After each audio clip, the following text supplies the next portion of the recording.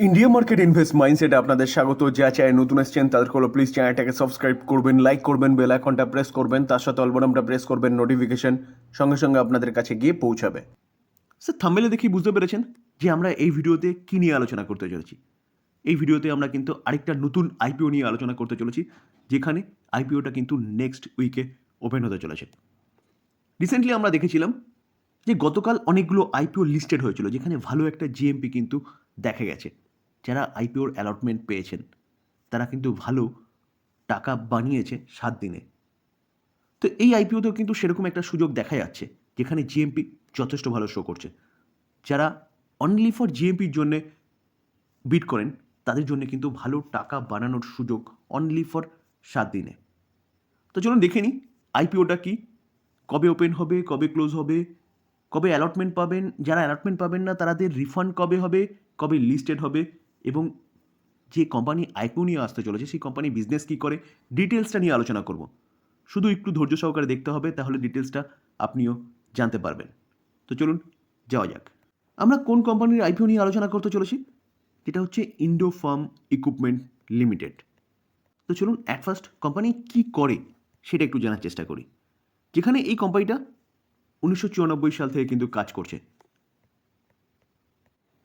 তো Indo farm equipment limited এই কোম্পানিটা ম্যানুফ্যাকচারিং ট্র্যাক্টর, তার পাশাপাশি pick and carry cranes and others harvesting equipment.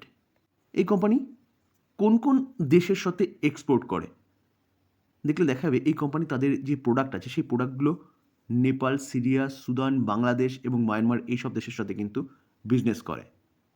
যেখানে কোম্পানি ম্যানুফ্যাকচারার ট্র্যাক্টর রেঞ্জ কত 16 এইচপি থেকে 110 HP, pick and carry cranes range 9 to 30 tonnes.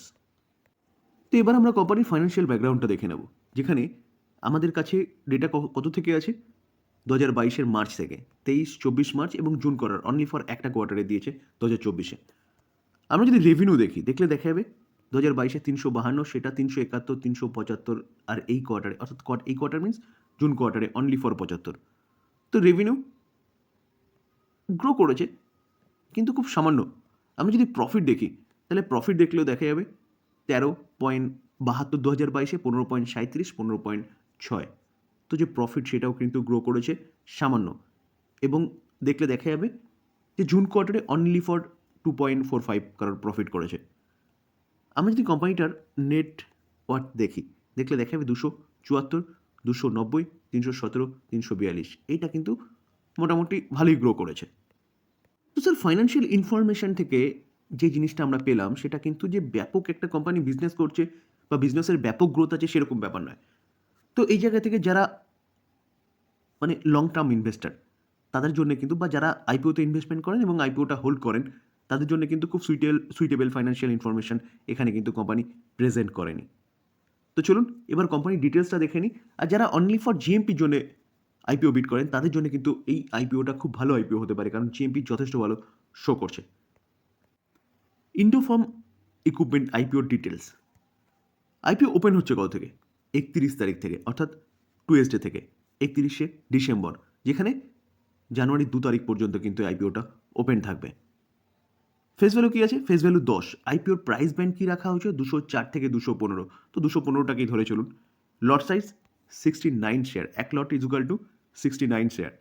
যেখানে কোম্পানি আইপিওর মাধ্যমে কত টাকা তুলতে চলেছে অনলি ফর 260 কারোর, একটা ছোট আইপিও বলতে পারেন, যেখানে ফ্রেশ ইস্যু 184 কারোর এবং বাদবাকিটা ওএফএসের মাধ্যমে আনা হচ্ছে, অর্থাৎ এই অফার ফর সেলটির মাধ্যমে 75.25 কারোর এটা কিন্তু প্রোমোটারের কাছে যাবে, যেখানে বিএসসি এবং এনএসসিতে কিন্তু লিস্ট হতে চলেছে এই আইপিওটা। আমরা যদি শেয়ার অফার দেখি ক্যাটাগরি ওয়াইজ, তাই দেখলে দেখা যাবে কিউআইবি প্রসেসের জন্য 50% রাখা হয়েছে, রিটেলারদের জন্য 35% রাখা হয়েছে, এনআইআই এবং এইচএনআই ক্যাটাগরিদের জন্য 15% রাখা হয়েছে। তো রিটেলারদের জন্য কিন্তু যথেষ্ট ভালো অ্যালটমেন্ট রাখা হয়েছে। ইতিমধ্যে আমরা জেনে গেছি আইপিও ওপেন হতে চলেছে 31শে ডিসেম্বর এবং ক্লোজ হতে চলেছে 2রা জানুয়ারি পর্যন্ত। এবার যারা আইপিও পাবেন তারা জানবেন কবে, বেসিক অ্যালটমেন্ট ডেট 3রা জানুয়ারি, অর্থাৎ জানুয়ারি মাসের 3 তারিখে কিন্তু আপনি জানতে পারবেন যে আইপিওটা আপনার লেগেছে কিনা। তো যাদের আইপিও লাগবে না তারা জানুয়ারি রিফান্ড পাবেন। তার পাশাপাশি ক্রেডিট যাদের আইপিও বাদবে তারা ডিমেট অ্যাকাউন্টে পাবেন কবে? জানুয়ারি, অর্থাৎ জানুয়ারি আপনি আপনার ডিমেট অ্যাকাউন্টে কিন্তু এই আইপিওটা শো করবে। লিস্টিং ডেট কি? 7 জানুয়ারি, অর্থাৎ 7 জানুয়ারি সকাল 10টার পর যারা আইপিওতে বিড করবেন এবং অ্যালটমেন্ট পাবেন তারা কিন্তু সেল করে দিয়ে আপনি আপনার জিএমপি তুলে নিতে পারেন।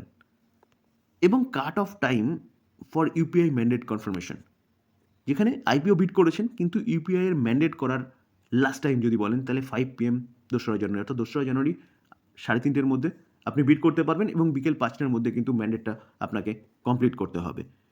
দেখলে দেখা যাবে রিটেলাররা মিনিমাম 1 লট কিনতে পারবে। 1 লট ইজ ইকুয়াল টু 69 শেয়ার, 14,835 টাকা তাদের লাগবে।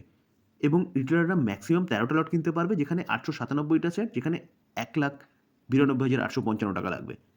স্মল এইচএনআই ক্যাটাগরি মিনিমাম 14 লট, 966টা শেয়ার, 2,07,690 টাকা লাগবে।